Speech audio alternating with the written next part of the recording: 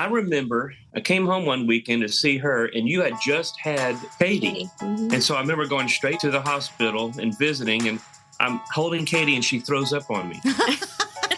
and then I came back for another time, and, she's a few months older, and I'm holding her, and she throws up on me. And it happened at least one other time, so I quit picking her up. That's awesome. Welcome to What We Really Want, conversations about connection. Settle in and get ready for a great conversation. Let's talk about what we really want. Hello, friends. Welcome back to What We Really Want. This is episode 34, and it is called Don't Edit This Out. Our guests are Chad and Melissa Barrett. They are longtime friends of Stacy's and mine, and you'll see why we love them as you listen to the conversation, and you'll also get a sense as to why we call this episode Don't Edit This Out. I just want to say that this was my lovely and brilliant wife's idea to come up with that title. If I could get the credit. You definitely get the credit. Before we started recording this intro, we were like, what do we call this one? And you said, how about Don't Edit This Out? Mm-hmm. And that is because Our dear guest, Chad, said it a bunch. Yeah, you kind of made a joke about sometimes when you're saying something that you haven't thought through, it kind of gets rambly, and you're like, okay, you can edit this out. Yeah. And so we told him that early on, but then there were a couple of times when things got kind of real in the conversation, and there were some emotional things coming up, and I think twice at least, Chad says, "Hey, don't edit this out." And yeah, the stuff that got real involved Chad and Melissa's daughter, Kristina, who passed away in 2014 after a 4-year battle with cancer. And we just had a beautiful conversation about what that was like for them, how that challenged really everything in their lives, and how where the kind of thing that often destroys families really brought theirs closer and brought all kinds of connection to them. And it was very real. It wasn't like, nothing that you walk through that's hard is beautiful the whole way. But I don't know, maybe sometimes when we hear somebody's journey, it just looks pretty by the way that they talk about it.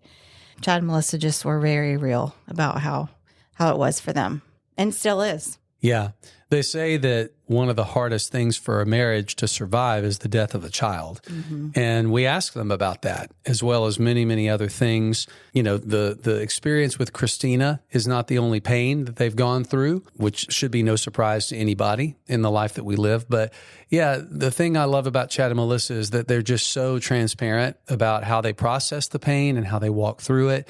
And we think it's going to be super encouraging, and it was just a beautiful time of catching up with some friends that we have known for more than 30 years. Something that I don't know if we said this specifically, but I was thinking about it when we did the interview with them, and then I've heard it, ironically, on a very cheesy Hallmark show that I'm watching.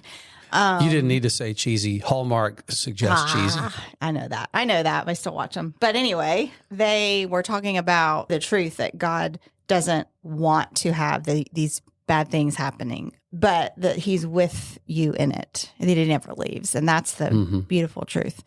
And that's what I think they communicate for sure. Also think that one of the reasons it's good that we call this episode Don't Edit This Out is because as there's more time and distance that exists after something hard that we go through, it can be easy to forget or to kind of change the narrative and just focus on what's beautiful that came out of it, right? And I love that we heard all of it from Chad and Melissa, that even, a decade plus after Kristina's passing, that when they tell the story, it's still real and raw and fresh sometimes. And they're not editing out the parts that were difficult to only focus on the parts that were beautiful. And so I just think that that's authentic. And I think that that's what helps us to really genuinely be intimately connected with people around us. They met so many other people whose families were going through similar things to them and built relationships. And just it's turned into something really extraordinary. And we can't wait for you to hear their story. It's FYI, it's probably the longest episode that we've ever had. We just kept talking and it just time flew away from us. So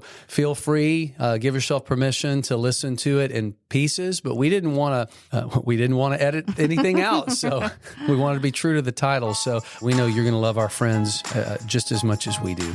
So here it comes, episode 34 with Chad and Melissa Barrett. Don't edit this out. I'll tell you what, we've grown and are growing and learning so much from a lot of those painful years and painful times. Mm-hmm. I tell you, we're just getting started, but if we had enough time, I think we could fix everything in this conversation.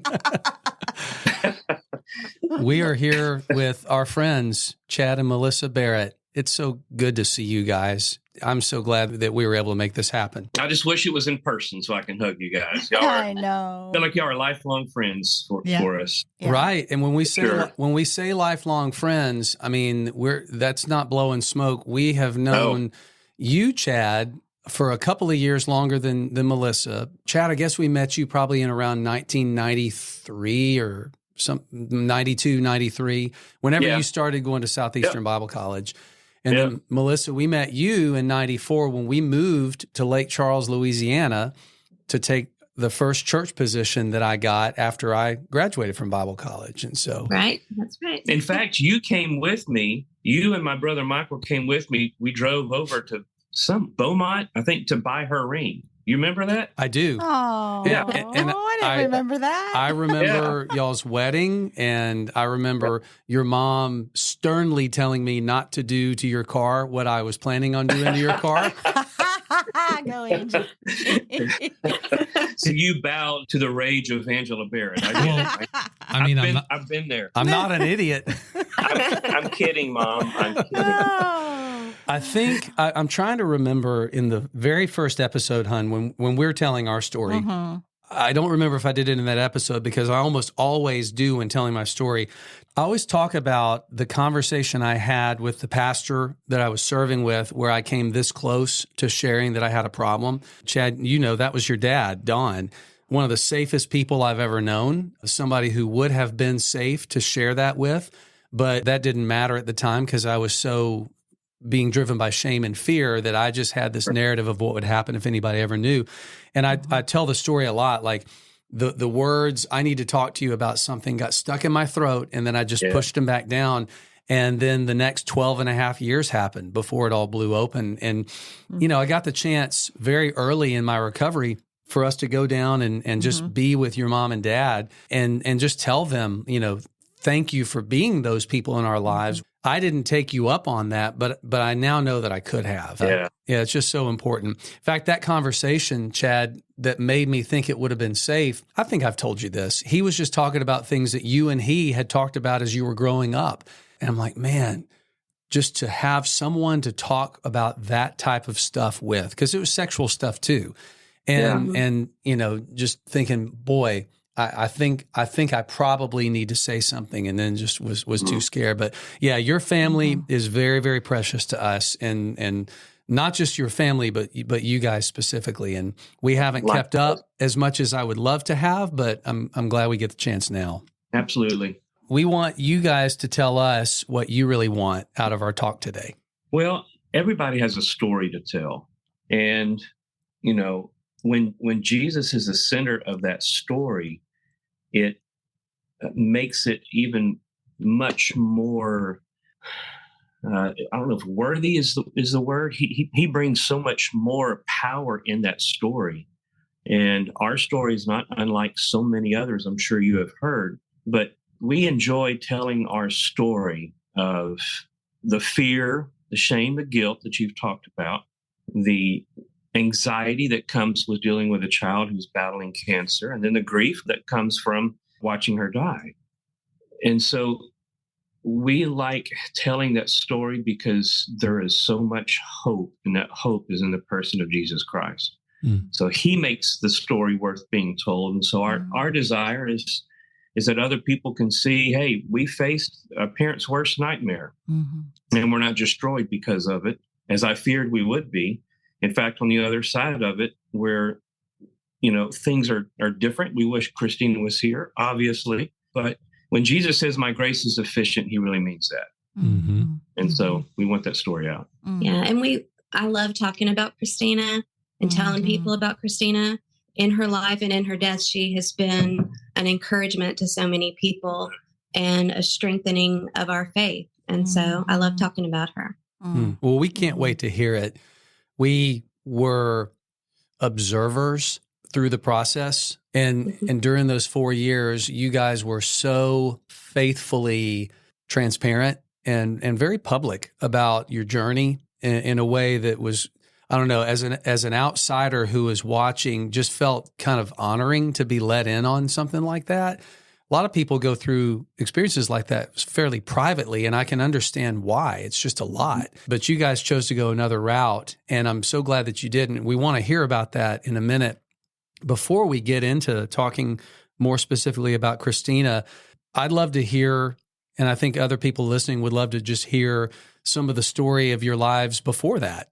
So just help us get to know you guys a little bit more. We know you, but people listening don't, and I'd love for them to. Well, my mother introduced us. She sure did. It was one of those things where, I'm in Southeastern Bible College talking to mom and dad one day a week on a Saturday. And mom says, there's this girl I want you to meet. And I said, Mom, we've talked about this. But to make that long story short, for me, it was love at first sight. It took her a little bit of convincing that I'm really that amazing. No, we married. I graduated Southeastern 96. We married in June of 96, a month after graduated. And, we just had we had Jonathan after 3 years of marriage, and we'd gone into ministry back at Lake Charles Bible Church where you were and where Dad was. And we just had these, life just seemed nice, nothing bad just ever really happened. And we just had great plans for ourselves and our lives and our kids. And, we lived right down the road from her mom and dad, which saved a ton of money on groceries And babysitting. and babysitting. Well, I was already teaching, and I met his mom, and Michael was in my mom's math class, and he came up to Mom one day. Michael being my brother. Yeah. Michael. And so he came up to my mom and he said, my mom and I want your daughter and my brother to date. And I was like, who is this? And there wasn't Facebook where I could scroll and see, Right. like, oh, who is this? What does he look like? We had almost met 2 or 3 times before we actually did. Came Right. very close to meeting. Because we had mutual friends, and I was in their wedding, and he was supposed to be. Couldn't make it. So I met his mom and dad, and my brother knew his sister, and just all these connections. Yeah, when we met, it didn't take long. Yeah. And so If I'm not mistaken, we knew you before Chad met you. I think I might have met y'all the same time that I met him. His mom invited my brother Jason and I over to the house. And I were you pregnant at that time? Oh, probably. Had to.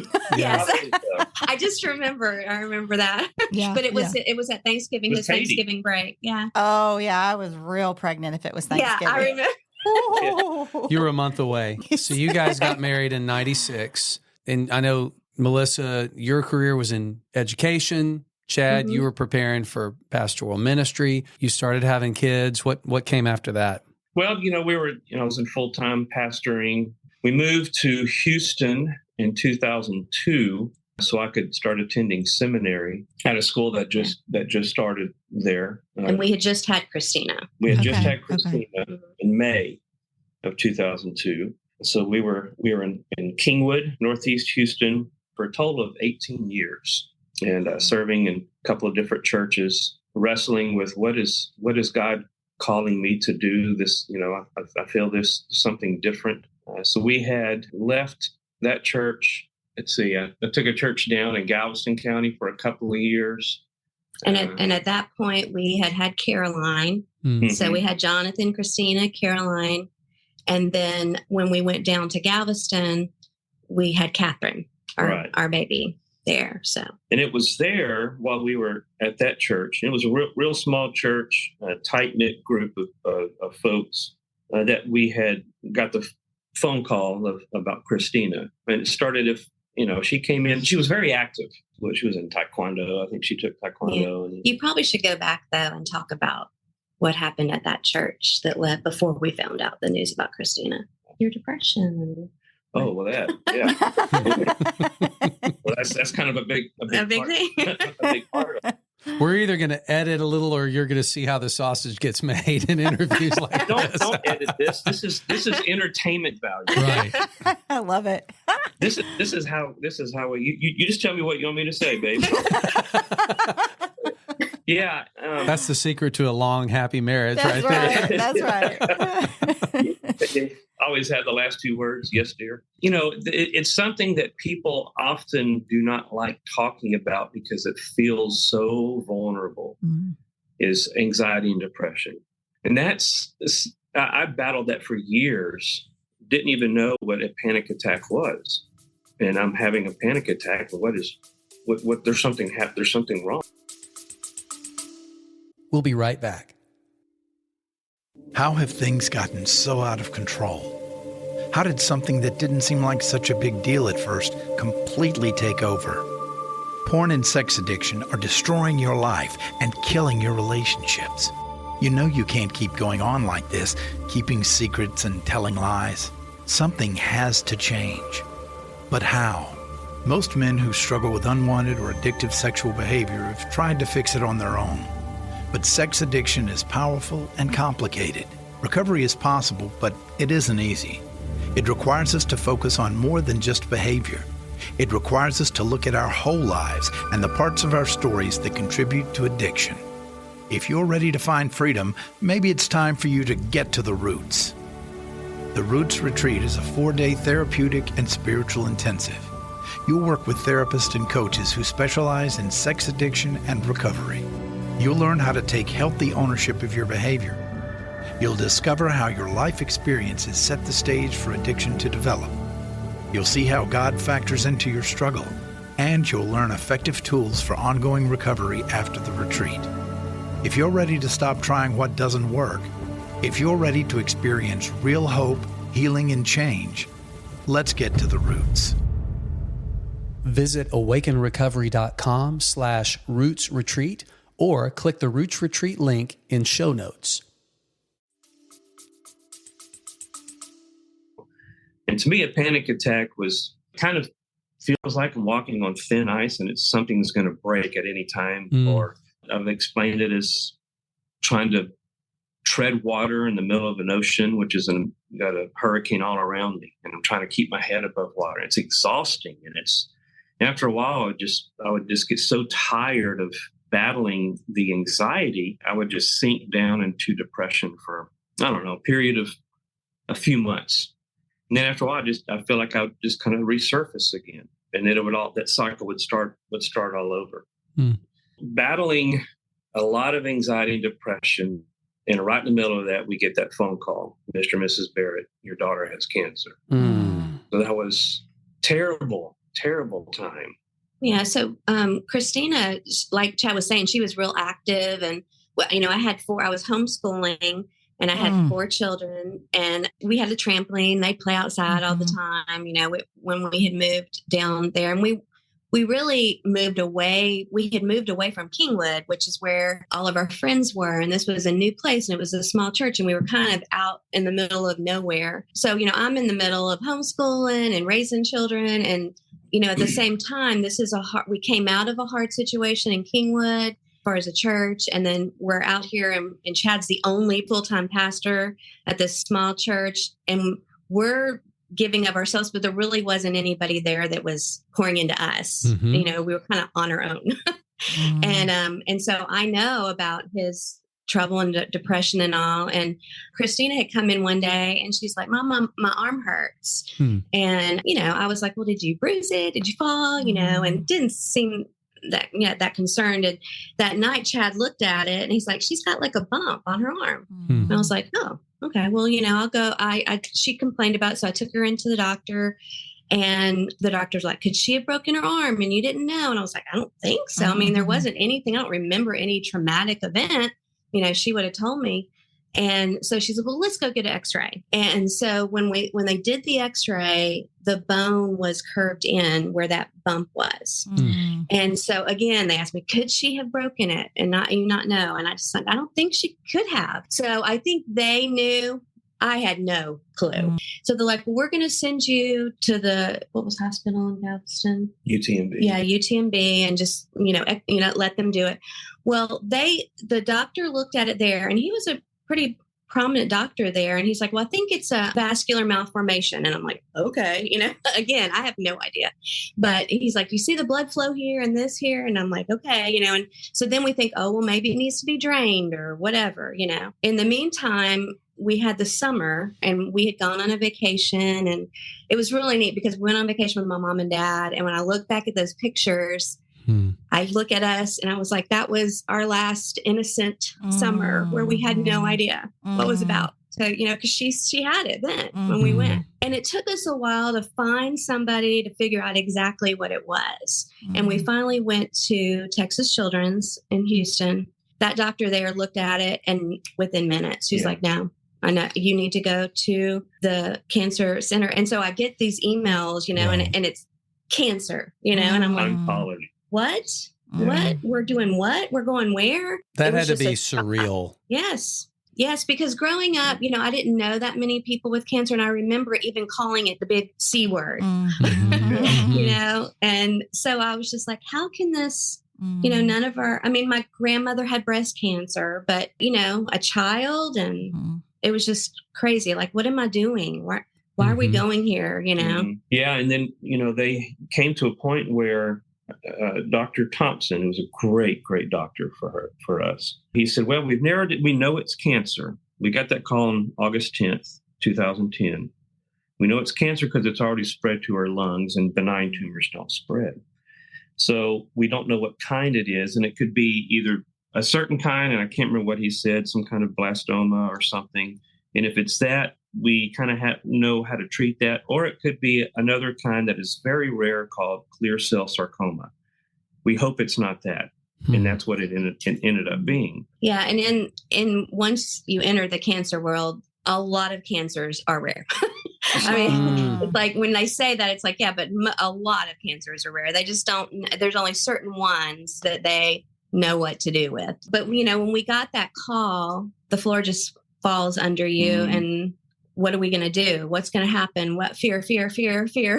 And I, as a young mom, I just remember, because I grew up as a believer. My dad's a pastor. Chad's dad's a pastor. Grew up in the church, very strong faith. But I remember telling God, I can handle anything. Just don't take one of my kids. I can't live through, and that's how you feel as a mother. They're just so important to you, and your whole life is them, raising them. And I just thought, what are we going to do? This is going to ruin everything. Is your first thing. Yeah, that's when you start telling yourself lies, or at least untruths. And I know that may be the same thing, but out of fear, shame, and guilt. She's going to die. My family's going to be destroyed. Those what if questions, we even, we battle what if questions. Caroline wants to go on a trip. Well, what if she gets in a wreck? Well, what if somebody attacks her? Well, what if something like that? Yeah, but Chad, you're asking these questions at a season when you also are dealing with depression. That even has to be influencing the questions that come up and the stories you're telling yourself that seem so rational. It's like you're trying to fight with both hands tied behind your back. And that's what I was afraid of. I thought, and I knew that. I was like, what is this going to do to Chad? How are we going to get through this? But I really feel like with his struggle, and he'll tell you that God was strengthening him through that, because we've learned in emergency situations or in stressful situations, I get more frazzled and he gets more focused. I get focused and then I'll get frazzled after it's settled. Yeah, you're exactly right. Hands tied behind your back. You have that fight or flight or freeze, common responses to a broadside trauma. To any threat to your safety. And I mean, hearing that your kid has cancer, that's, right. I can't imagine much more of a threat to your whole And world than that. But it's not something I could fight because there was no known treatment for clear cell. I can't fight this enemy. Dad can't help. And that was the biggest thing. I couldn't flee. I'm not going to run away from my family. They need me the most. And freezing up. I mean, there were times of freezing up. There's times of freezing up before all of this happened, and anxiety and depression. But it was a time of being surrounded. One of the worst things that I could have done, and only God did this, because as she said, while the church that we served in had some really good people, that position of lead pastor is unfortunately a very lonely position. And especially when you're the only pastor at a small church like that, it is lonely. And so God surrounded us with a handful of people, especially, at the time of helping me understand that the fact that I'm not telling myself truth, I'm telling myself lies. I'm not taking my thoughts captive. I'm not understanding certain things about Jesus that is true. I'm assuming things about Jesus based upon my painful experiences. I'm reading into Scripture through a lens of dark experiences, and it changed my perception of who Jesus is.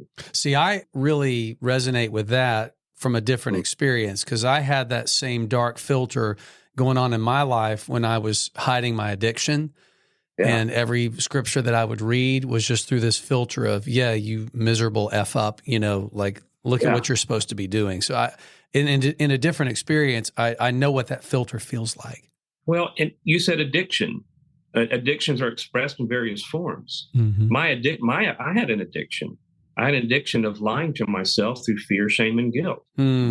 Here's the lies I would tell myself through fear. It's going to get really bad, and you're probably going to die if you try. So just give up. There's no hope. Shame says you're not valued. You're not good enough. You're not worthy enough. So you might as well give up. There's no hope. And guilt says, I know what you did last night. I know what you did last year. You know how broken you are. You're dirty.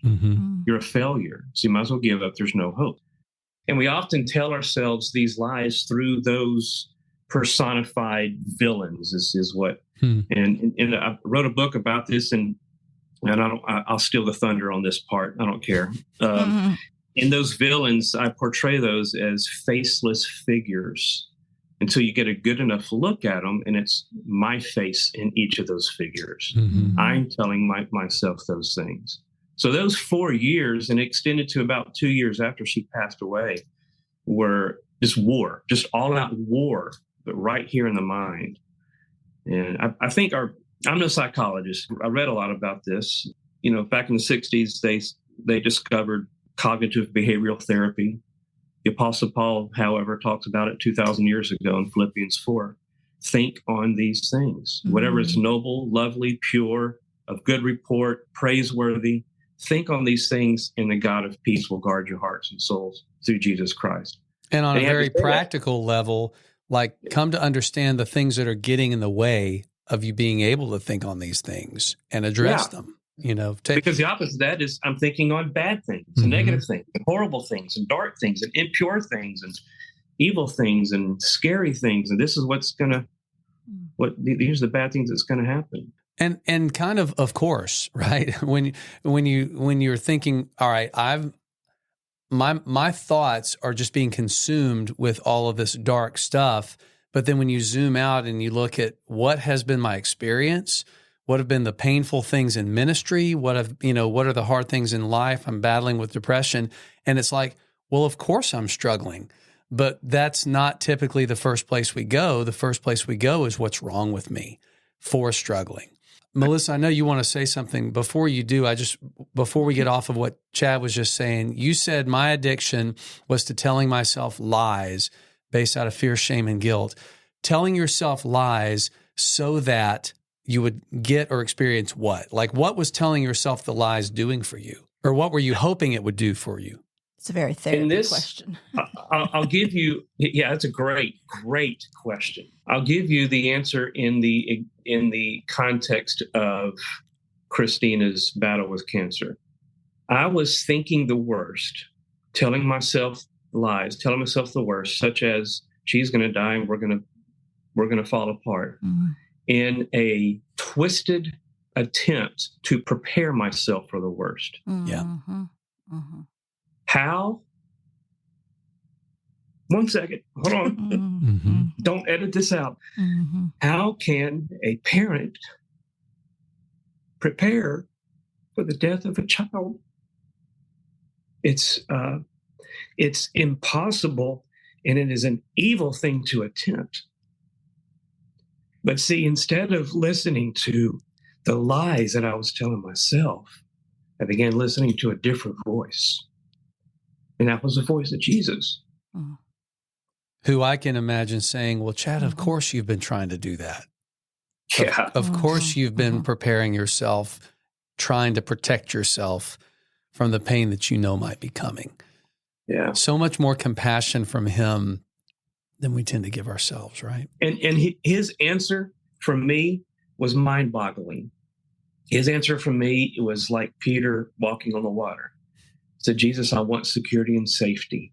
I want to feel better. I want comfort. I want peace. And he says, I'll give it to you. Come out into the great, dark unknown, because this is where I am.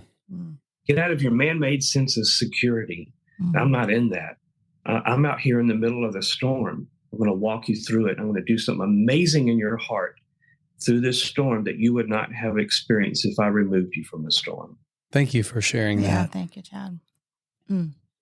Melissa, I know you were going to say something a minute ago. Yeah, well, I was thinking back a few months before that we had moved and this had happened, or no, it was after this, though. This was before Kristina passed away. God had impressed on me to speak at this women's event at our church. So let me do a little backstory. So we found out about that. Well, God worked it out where we moved back to Kingwood. So like I said, we were kind of by ourselves out there. Of course, we had our family, but they weren't living in Texas. And so God worked it out through Chad, another job, that we got to move back to Kingwood where all of our friends were. And that was huge, because for those 4 years that we were struggling with Kristina's diagnosis, we had a church family that surrounded us, that helped us in every way. So many ways. We had friends, family back in Louisiana that helped us. As far as financially, we never had to worry about that, because we had, like, I think every year there was a fundraiser. And, we had this huge deductible. I remember taking Kristina for a CT scan or something. And the lady goes, your deductible is like $5,000. And I had this card that this fundraiser has, and I almost would cry when I would give it to her. I said, I know. And I would give her this card to pay for things, because God just provided in that way. But there was a fundraiser where the women's ministry at our church was doing an auction, and they asked me to speak. And if you know me, Chad is a speaker, not me. God wanted me to. And I mean, even right before I was supposed to go on stage, my mouth dried up, and I was like, how can I get out of this? Because there ended up being like 100 women there. And the lady that was in charge, she said, well, just share about Kristina first. And that was easy, because I love talking about her. So I started out with that, but what God put on my heart to speak about was growing up. One of my favorite stories is Shadrach, Meshach, and Abednego, and where Jesus was in the fiery furnace with them. And they said, our God can save us, but if he doesn't, we will still choose. And I remember growing up thinking, God, if something ever happens, I want to be able to say that. He can save, but if he doesn't, then I will still believe in you. And so I had just talked about that. It was like 3 months before she passed away. And so, it's just neat how God works things out and works in your heart, that that he's there. I was just talking to a friend this morning about the fact that we were going to be recording this, and telling him a little bit about your story. We're actually out on a run this morning talking about it. And just the thing that came up in our conversation is how many times you hear about when parents lose a child and their relationship doesn't survive it.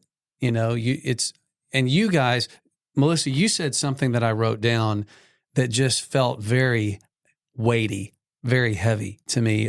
You said, once you enter the cancer world, and that just like hit me.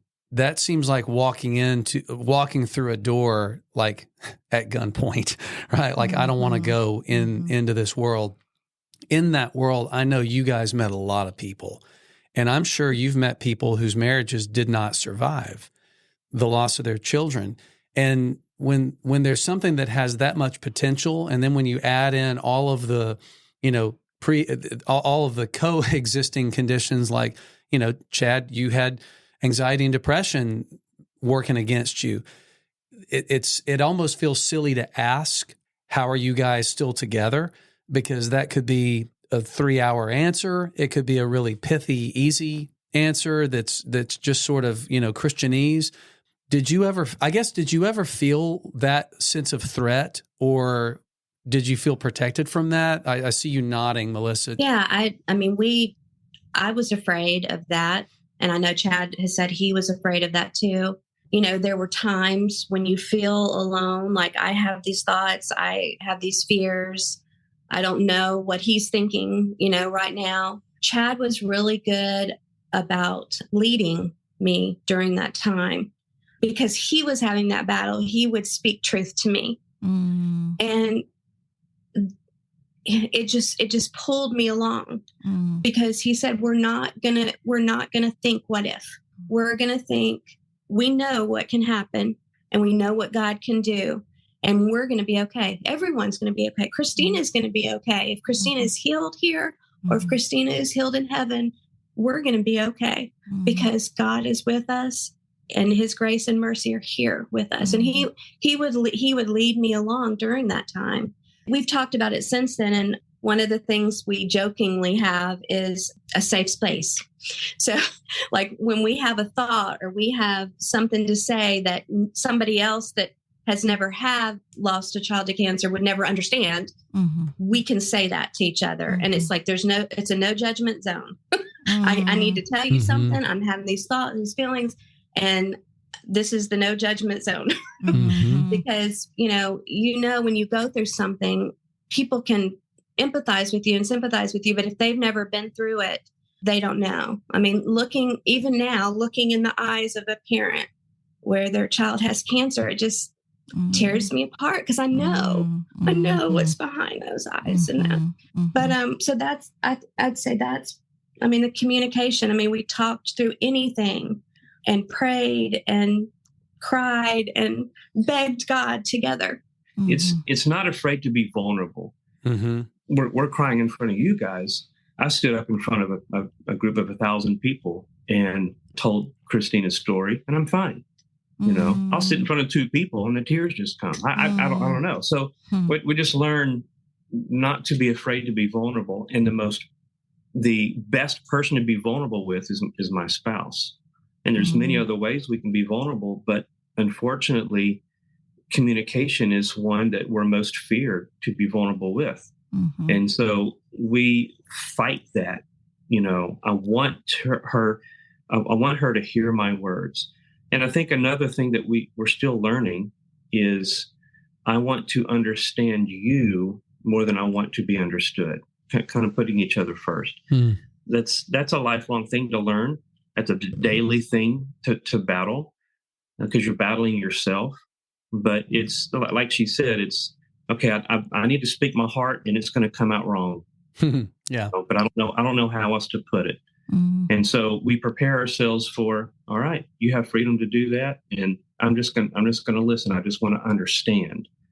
And so whenever something that I do that was hurtful to her, whether in this whole journey with Kristina and going through grief after that, we have that free space of, I need to say something, and it might not come out right, but I need to at least enter into this conversation. And so open, vulnerable communication really builds that trust with one another. And after a while, we began to depend on one another. She and I are very different in our personalities. And so we know each other's weaknesses, we know each other's strengths, and we begin to depend on each other's strengths. And guys, that's something that only Jesus as the center of this relationship can make possible. Only his grace. Yeah. I mean, just as you guys have been talking, there was a quote that came to my brain, and I just looked it up. It's a C.S. Lewis quote, the one where he says, God whispers to us in our pleasure, speaks in our conscience, but shouts in our pain. And this is kind of taking what he was saying in that quote in a different direction. But I'm even thinking about as it relates to a husband and wife's relationship when they're walking through something that's so grief-filled, fear, pain-filled, the intensity of the shared pain, that's where you're going to really get to know each other, or you're not, right? You're either going to lean in closer or it's too hard. We're going to turn and go the other way. And it's incredible to me, just as I hear you talking about what, Melissa, you knew the stakes, you had words for it. It sounds like early on, and like, I know where this could go. I know it's an overused word, but like the intentionality of saying, we're not just going to let this happen. We know that we can't keep ourselves together. We can't manufacture a healthy marriage to walk through this, but we're going to call on God and not just have that be something we say, but something that we're actually doing because we know we can't do this. Yeah. And, as I think about that, Kristina was an influence on us because, it was just amazing how God worked in her life. I mean, she was 8 and through those years, and then she was 12. She had just turned 12 when she passed away.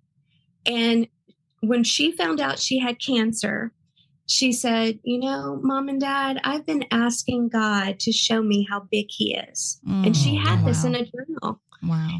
And she said, maybe this is how I'm going to be able to show how big God is. Wow. And in my thought, I'm like, how can you say that? But she was that strong. She was strong. She was so strong. And the night, we had been at Chad's mom and dad's house the day before we found out that the cancer has spread, and she was in a lot of pain.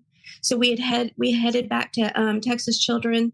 We just had to go to the emergency room, so we didn't see our doctor. We saw another doctor, which is things like that. They were like, that was painful. We had to hear this from somebody else besides the one who had walked through it with us. But, they had to tell us it's spread. There's nothing we can do. And so then I have to go tell her that, I have to go tell my daughter that. And I remember us telling her that. And she just sat there, and it was like she was thinking, She was quiet for a long time. And I just think God was ministering to her. I mean, I know she was just so close to him, and she went, it was like after that moment, there was a calm and a peace about her that just blew us away. And it ministered to us as her parents, where she says, I know the cancer has spread. I know I'm going to see God soon, and I'm okay with that. Whew. 12. She was 12. She was 12. Wow. Well, Melissa, you talked about loving to talk about her, and I would love to hear more about her. That clearly this is God working in her far before she had cancer. Yeah. To have her be this beautiful she, person. like I said, she was really active, spunky little girl. Yeah, she loved, Brat. She was a brat. No, she wasn't. She was real sweet. I mean, she had an older brother, and then 2 younger sisters. But one of my most precious possessions is a video. So when in the house that we lived in Kingwood, we had it upstairs and a downstairs, and they would play this game. And I can't remember if it had a name, but it was like hide and seek, and they would go hide. And she had won at some school thing a iPod, and so she was filming herself, and they're hiding, and she's in the dark, and she's laughing, and we have this on video, it's funny because I remember that day and that she filmed, and I was like, I need to remember this. Like, this is one of those things. All my kids are giggling and laughing and running around the house. God, I stopped whatever I was doing, and I was like, God, help me remember this. But she had videoed it, and we found a lot of her videos from the iPod, and we have sat and laughed at her because she was so silly. She was in a concert one time. Jonathan was having a concert, and she was videoing herself, like mimicking them singing in this, it was funny. She was just so funny. She was doing that, and then somebody was walking by, and she was straight up. Right back into it. Yeah, but she was really funny. And so some of my other memories that we would go to Texas Children's often. So because there was no cure, she did go through chemo and she lost her hair. Harder on me than her. She like got a mohawk. She got colors. I mean, like we did everything with that to make it fun, and she rocked that. But she and I would go back and forth to Texas Children's, like 45-minute drive. Just a little side note at how I was processing that. I would listen to KSBJ. So like I said, I don't feel like I'm somebody that's really good with words. It's a Christian music station. Yeah, Christian station. And the songs in there really ministered to me because I felt like those musicians were saying things that I wanted to say to God. And what I tell people is I would throw a fit with God and just tell him how unfair all this was. And I didn't want this. And then he would minister to me and say, I've got this. You're, I'm going to work through you. I've got your daughter. I love her more than you do. And I'm going to take care of her, whatever that looks like. But we would go to Texas Children's and she started collecting these little like keychains. And so Kristina and I would go, and she knew every time we go, we were hitting all the gift stores, the gift shops. And so that was just a fun thing for us. We would hit all the gift shops, and while she was waiting to get blood taken or those kind of things. And so even though, like you said, we entered that cancer where I saw all these bald children with, walking around with IVs or having to take chemo or looking so sick, it was like that was a little bright spot. I remember, this is just my thing. I remember sometimes feeling guilty that remember how I told you I had used that card, that I would buy her things with it and I would feel guilty. And then later I was like, why did you feel guilty about that? That was ministering to her, and doing things for her. So anyway, she was just like that until the end. I mean, like we would go see the doctor, and there was this one, we were under clinical trials for a while. And one of them, it said that it would turn your hair white or take the pigment out of your hair. And the doctor told her, no, that's not going to do that. Well, it did. And she was so funny. She came back the next visit and she's like, look. And she points to her hair. Like, it did. You were wrong. I know. Yeah. So she was real spunky. There was one time, and this was towards the end, there was a doctor that came out to talk to her, and they started telling each other jokes. And she would tell a joke, then he would tell a joke. And this went on for quite a long time, just telling a joke. So she rarely was down. And that, I mean, she with the nurses on the floor that we were in, she actually rolled like a nurse down the hall in the, the people there are great. The people at Texas Children's are great. But yeah, she was real spunky. That's amazing. So one of the things that I know is a legacy of hers is this phrase, it's a good day to have a great day. And it's also the name of a podcast, Chad, that your dad does with Camp Pearl Ministries. And tell me a little bit about it's a good day to have a great day, like just that as her outlook. Well, that statement originated with my dad. I remember when I was real young, real little, and he would be driving me to school, and he would ask the question, all right, Chad, what kind of day are you going to have? And I would say, I'm going to have a great day because the Lord is with me, and I'll make it the best day I've ever lived. And he taught me that. And I think it's a way of just thinking on truth, calling it out. And it's my choice. I can choose to make this a great day, or I can choose to make this a bad one. It's my attitude. It's my responses. And so I wanted to carry that truth to my kids. And it really, obviously in this journey, really became evident it's like everything boiled down to that statement. When I think of playing golf, there's so many things to think about in the swing. When I think about dozens of those things, I'm going to hit it horribly. But a lot of times I narrow it down to just one statement, and one thought. And the swing just seems to be smooth. To me, it just everything just boiled down to, I'm going to have a great day because the Lord is with me. and I'm going to make it the best day I've ever lived. Because if I have to have a day, I might as well make it a great one. And she really clung to that, didn't she? Mhm. She did. Yeah. Did. When she, she had to have surgery to remove the cancer from her arm. And in doing that, they had to replace the bone. And so she lost her mobility in her shoulder. But like I said, she was really active. Well, she couldn't do sports. So I thought, well, what about swimming? And so she did swim team. Wow. And she would do it with one arm. Oh my gosh. Yeah. And so she didn't give up. And Well, there was one heat. I think it was her first real heat. Her swimming against 3 other girls, and she would tuck that right arm underneath her and swim with her left arm. And she won that heat against 3 other girls. And she got out and she's jumping up and down. I said, "You won." She goes, "I did?" She goes, "Yeah." I said, "How'd you do that?" She goes, "I don't know, but I have to go to the bathroom." And so before each heat, I would make her drink a gallon of Gatorade. Don't go in the pool, but just swim hard, and then you can go to the bathroom. There's that propulsion. Yeah. Man, I'm not a good swimmer at all. I barely can tread water, and I cannot imagine one arm. Curious about your other kids as they've gotten older.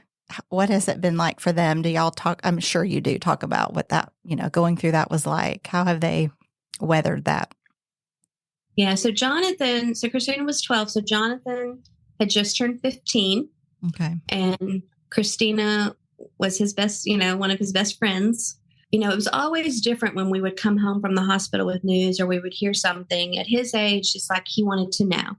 Like we would talk to the kids, and then the little girls would go away, and he's like, "Okay, tell me, really." Like he wanted to know, and it was very hard for him. I remember over the years talking to all of them, but just letting them know, you're going to grieve, and you're going to continue to grieve, because there's going to be milestones that we all go through. And Kristina should have been here, and you're going to grieve that she's not here for that graduation or that party or a big sister to talk to when you go on your first date. And so, it's one of those things that you grieve things as you go over the years. And I remember just talking to them about that. So with Jonathan being older and probably being closest to her, it's just been a real struggle, for him. And it's hard, how I said, I can't survive this. Well, on the other side, it's like I have 3 other children I have to live for, that I have to help, get through this. That kind of helped you too. And then the girls, it's very interesting how age factored in, because like Catherine was not even 2 at the diagnosis time, right? Right. Mm-hmm. Right. Yeah. So when she passed away, Caroline was 8 and Catherine was 5. And I remember the day after, and I feel like this just kind of tells you, the day after that she passed away, Caroline came down and she said, "Mom, is this a dream?" And I felt the same way. But Catherine came down and said, "Mom, is Kristina going to wake up today?" Oh, wow. So that was the understanding. And so as Catherine has gotten older, obviously she's understood what that meant. And that's why I say it's just a continuous grieving, because you have a deeper understanding of what that means and what happened, with the kids. Every year. So what we've chosen to do, Kristina turned 12 on May 30th, and then she passed away in June. So we've chosen to celebrate her on her birthday. So our whole family, and Jonathan, even as an adult, he gets off work and we take a weekend and we celebrate Kristina. And we talk about her, and we talk about, her memories and what she would have said or done. And then we kind of hang on and get through the anniversary of her death, because Chad will say this too. We've realized that even when we're not thinking about it, it's almost like a physical response, like we know it's coming. And so I'm glad that it worked out that way, where we could celebrate her, and then we just kind of hold our breath, pray, and get through, that. And it's weird, some years it's worse than others. Sometimes he'll struggle more and I will. And like I said, I just think it depends on what's going on and what we're going through at the time, Well, you said several times, Melissa, so we would just talk about that. And and you having that awareness that they needed you, your other three kids needed you, not only to just be physically present and meet their, physical needs, but like to keep them up on what's going on. Because I'm imagining that Jonathan and then Caroline and Catherine have very different experiences with grief, because I'm just trying to think about Catherine as she gets older and is realizing, like, I'm experiencing Kristina through other people's stories, because most of that she probably doesn't even remember. She has expressed that I don't remember what she looked like. We have pictures, but she's like, I don't remember her, but and that's its own kind of grief, isn't it? Right. Yeah. Mm-hmm, mm-hmm. And it's nice that we have the videos, and she has Caroline and Jonathan, to help her remember things, but they have their own, I think they each have their own memories that they hang on to, when they think about her. That's really beautiful. Mm-hmm. And I know that that's got to be enhanced and nurtured and helped by the way that you guys modeled a lot of that. Well, and one thing I did, especially with the girls, because Jonathan was a teenager, he was out doing his thing, but the girls were with me all the time, because I did put them, I'd homeschooled them before, but then when Kristina had to go back and forth, we did put them in school. But I literally cried for 2 years. Every day I cried for 2 years. Mm-hmm. And I would tell the girls, and they would see me. Mm-hmm. And I didn't want them to be scared, but I was just like, Mama's just sad. And, or I'm remembering this. And so I didn't hide that from them. Mm-hmm. And I was like, if you want to cry, if you want to tell me, you can, Mm-hmm. and even my friends at church, I was like, I want you to say something about her. Because I know how, you're like, I don't know what I should say. And I would say, please tell me. Mm-hmm. And I said, if I cry, it's okay. You don't have to feel uncomfortable, because I want to hear. And my friends were so good about talking about her. Like, I remember this, or they would share something. And I was like, I need you to do that, because I need her to live on in your memories and your thoughts. What a beautiful gift for the Lord to give you that capacity, and to let other people who probably felt so awkward and like, I don't want to say the wrong thing. Or even your kids, like, is it okay to ask this question? Because I don't want to make mom cry again. But just for you to have the capacity and the words that the Lord gave you to say, no, please do this. I'm going to show you. You probably didn't say it this way, but what it's doing is, I want to show you what grieving well is like. And because grief, man, it's so painful, unpleasant, and understandable why people try to avoid it. But it is such a pure and beautiful emotion, because something that you love has changed or has gone away. And so why, to grieve that is absolute. It's Jesus at Lazarus's tomb, grieving your guts out. And it's beautiful, and it's pure, and it's holy. And people in your life got to see that and be invited to join you in it. That's well put. And it's a gift to the body of Christ. Scripture says, weep with those who weep. Mm-hmm. That builds, that's such an incredible way to love someone, is to weep with them, rejoice with those who rejoice, and weep with those who weep. It's just a beautiful picture of the body of Christ loving one another. And that it's helped us in our grief, and it's helped our friends who have learned how to, they'll ask questions. I don't know what to say. Should I say this? Should I not say anything at all? And there's times where we go, we don't know what you should say either. Just be with us. Yeah. Thanks for sharing that. Yeah. Yeah. Mm-hmm. Again, it's that open, vulnerable, transparent communication. Yeah. I was thinking about, Melissa, when you talked about crying, letting them see you cry. We talk about that a lot in a different context. The wife is maybe just finding out all this stuff her husband's been doing. What do we tell our kids? Or, if you're crying or upset and the kid asks what's wrong and we say nothing, they know something's wrong. And so that doesn't help at all. The intent might be to protect, but the impact is they're confused and scared. But I've been thinking a lot, as y'all have been sharing, again, like we have both said, like in a different context, but there's so much that is good truth for whatever you're going through. I do not understand your pain, for sure. And yet I'm hearing so much of the things that I had to grasp onto for myself, in light of all that I was facing. So it's been very encouraging. Yeah, I agree. And Chad, something you were just sharing about just encouragement within the body of Christ, I'm even imagining you have to have had interactions with people who aren't Christians, who will just, something that you guys went through. If they do say anything about God, it's like, well, see, how would a good God allow something like this to happen? And then when people who don't walk away from their faith can have that peace that the Bible says transcends the ability to understand, that's that being prepared to give an answer for the hope that you have. And there have to have been some conversations where people who don't have a relationship with Jesus have just left with something really deep to think about. I have many stories that I could share.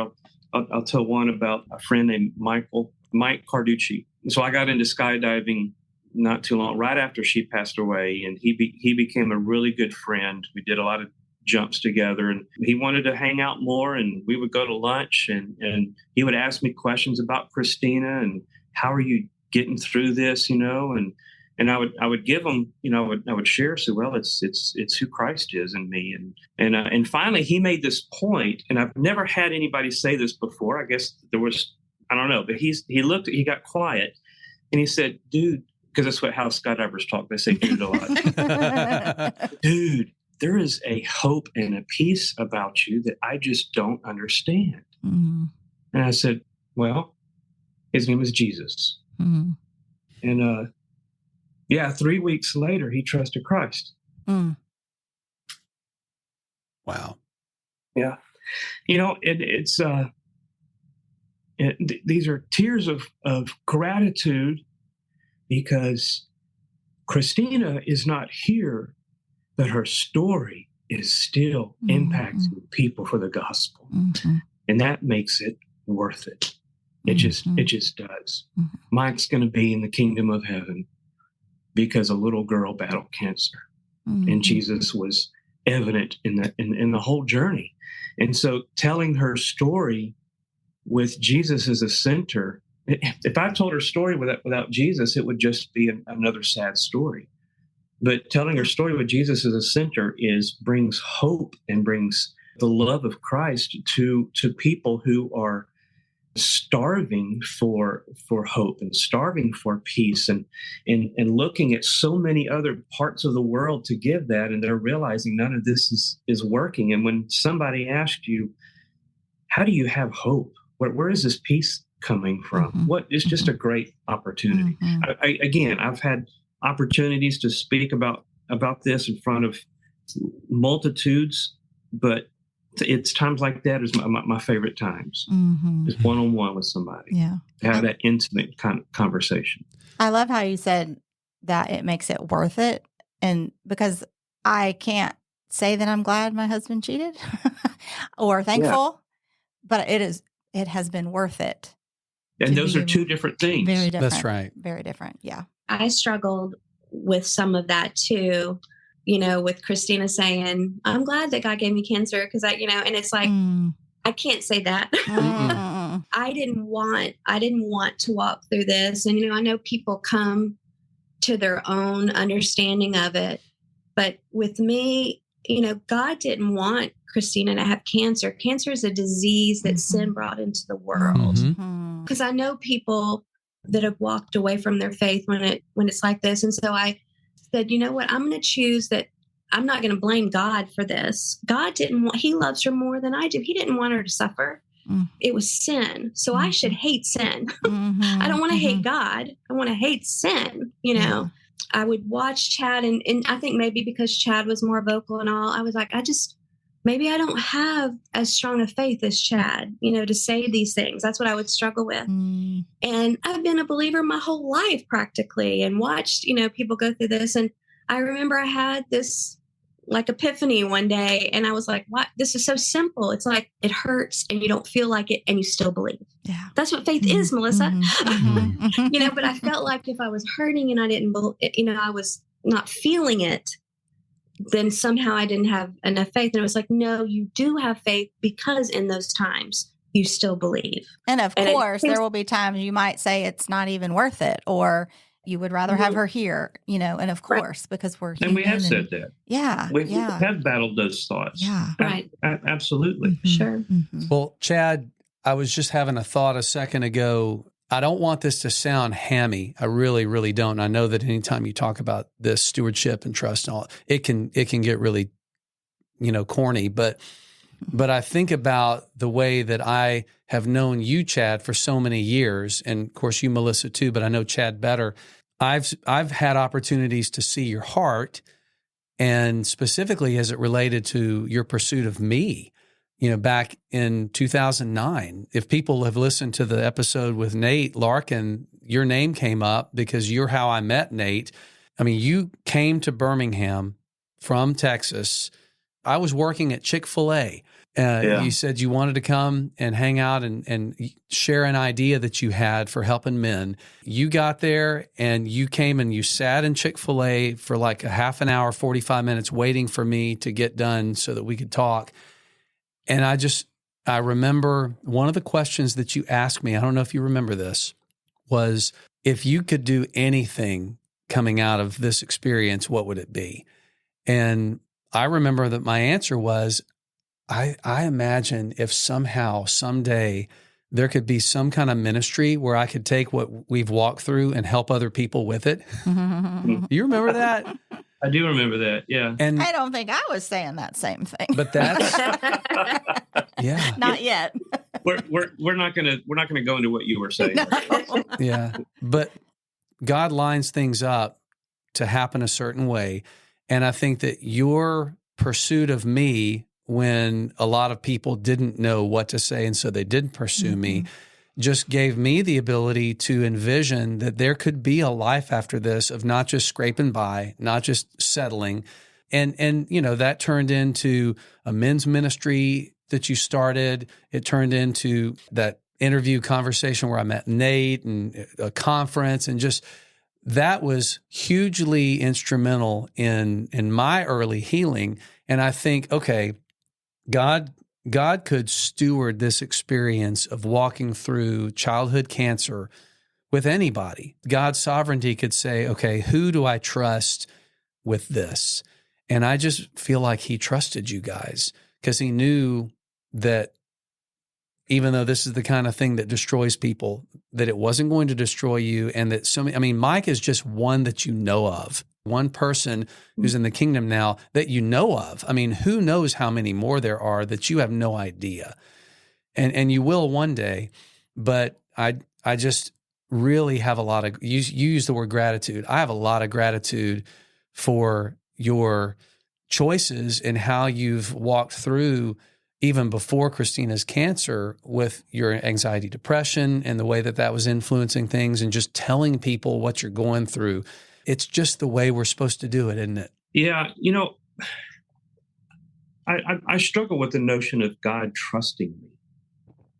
And maybe I need to, I've heard people say, well, God knew you were brave enough, or God knew you were strong enough. And I don't know if that's what you mean, but I want people to know if you knew the real me and how weak I was, and still am, but I've grown from it. Mm-hmm. But I could not have grown from it if I didn't go through those times. But I think, I don't know, maybe God chose us, but me to go through this because, humanly speaking, I shouldn't be alive. I should have taken my own life. Yeah. Someone battling anxiety and depression that badly, I'm the last person I would choose. But that's kind of the point, or at least it's my point. I think that the trust that I'm talking about is I trust you to realize your own powerlessness. I trust you to be somebody who's not going to fight eventually against cease striving and know that I'm God. I mean, you're going to say, I can't do this, and so I need help. And I think that's the model that we have to be showing other people, is that we're not supposed to be strong enough to handle things on our own. And your willingness to be weak is, I think, the thing that God was trusting, that's important for people to know. Well, one of the most powerful passages in 2 Corinthians 12, where Paul begged Jesus, take this painful thing from me. Mm-hmm. And that's the passage where Jesus says, my grace is sufficient for you. I'm going to paraphrase that if folks don't mind. Paul comes to Jesus and said, Jesus, this hurts badly. This is terrible. I can't bear this pain. and he came to Jesus, he wrote 3 times. If my child came to me 3 times, Daddy, this hurts. Would you take this from me? That's the first thing I would do is like, oh my goodness, let me fix this problem. And Jesus looks at Paul and says, no, I'm not. And the reason why is because you need to experience the power. And that Greek word power is dunamis. We get dynamite, the word dynamite from this. My explosive power of my grace. I need you to experience this because you're going to become somebody through experiencing the power of my grace that's going to do amazing things for me that you would never become if I delivered you from this suffering. That's why Paul's response was, oh my God, then give me the suffering. I embrace my weaknesses. I am the chief of all sinners. I am the worst of all worst. I used to kill Christians. I'm lustful and I'm lazy and I struggle with sin and I can't. The things that I know I should do, I don't do, and the things that I know I shouldn't do, I do those. He says in Romans 7. And all my infirmities and all my sufferings and the beatings and all of this and whatever this is that he's talking about, I embrace these because I have experienced the dunamis, the power of Jesus's grace on me. And it was interesting because it was after that event, he wrote the epistles from prison. How can anyone write a letter to a group of fighting Christians, and he's writing from a jail cell and telling them, guys, you need to be unified so you can experience the joy of the Lord. Only someone like Paul going through or experience anybody like Paul experiencing the grace, the powerful grace of Jesus. And so I think that's what happened to me. I think God just said, I'm not going to deliver you from your suffering. You're going to, instead, I want you to get out of your boat and walk with me through the suffering because you're going to experience the dunamis of my grace.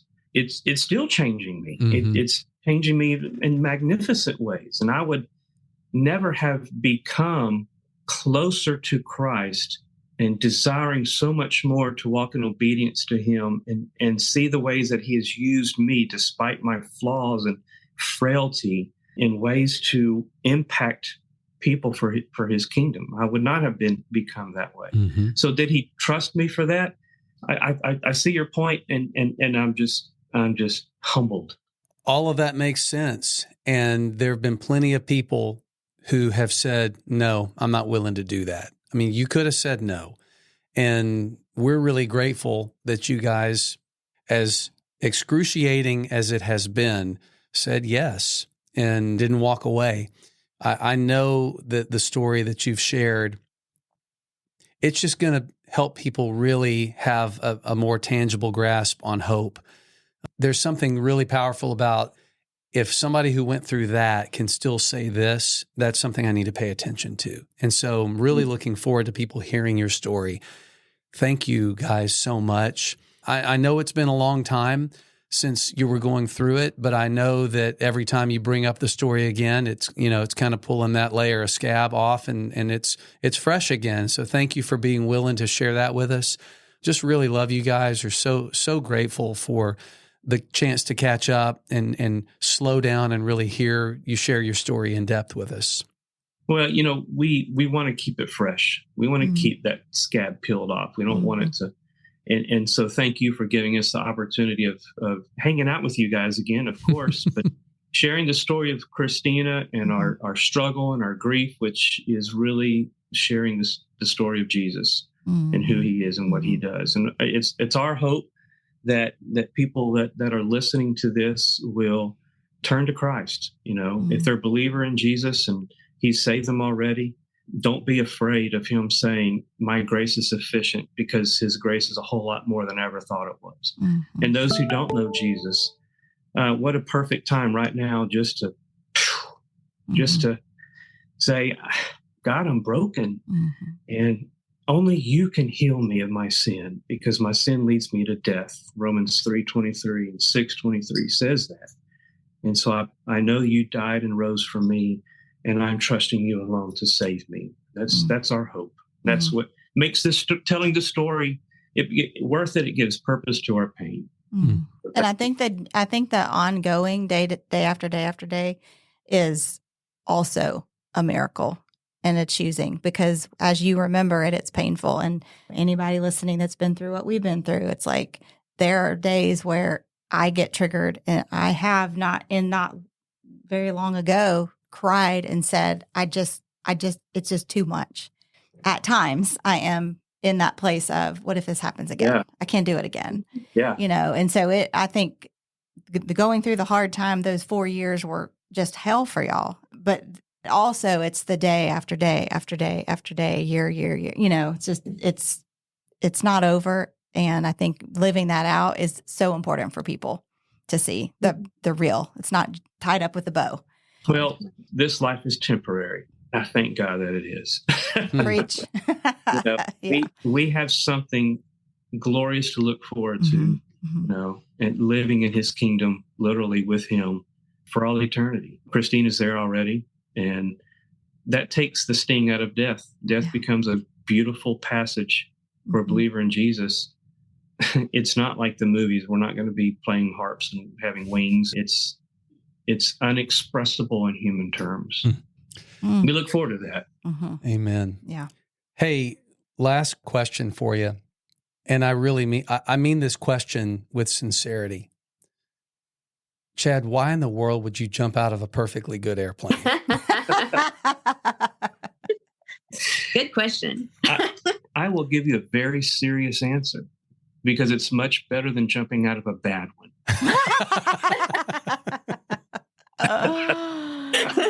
Oh, we will enjoy your adventures vicariously. Yeah. But seriously though, like what got that started? Oh, my first jump was, you were pregnant with Caroline's. It was long before Kristina's journey. I don't know. I've always had an adventure, a sense of wanting to push myself and explore great heights. No pun intended.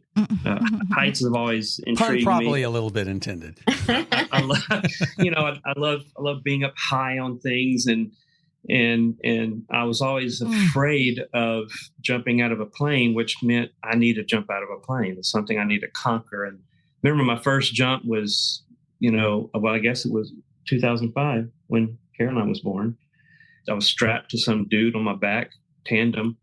But when the door opened at 14,000 feet, I saw this young lady and a couple of guys, and each had their own chutes on, and she just stood at the edge of the door and spread her arms like this and just flew. And I'm like, oh my goodness, the freedom and the explosive energy and the adrenaline that she must be. I've got to do that. And so, when I had the opportunity, I remember my first jump, it just triggered, it flipped a switch, and the rush of that.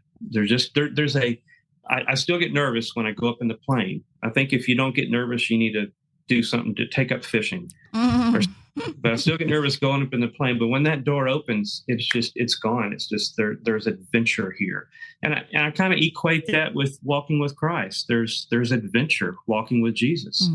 You can stay and hide under a rock, and I'm not saying you guys are hiding under a rock, but if that's what's happening, I'm gonna be content to stay under my rock. That particular rock. With regard to skydiving, yes, you're hiding under a rock. With regard to your walk with Jesus, oh my goodness, you're doing the opposite. You're out in the great unknown. But that's how I equate that with. For me, it's just a great physical reminder of the adventure of walking with Jesus. That's it for me. Guys, thank you so much for giving so much of your morning to talk with us. We're so thankful. Love you guys. Can't wait for people to hear this conversation. Well, we love you guys too, and we need to figure a way to get together. I don't know. Wow, we got to hang out in person. It's good to see y'all. Yeah, it's really good to see y'all. Take care. Love y'all. We'd love to hear from you. If you have questions, feedback, topics you'd like to hear us talk about on the show, click the Send Us a Message link in the show notes of any episode.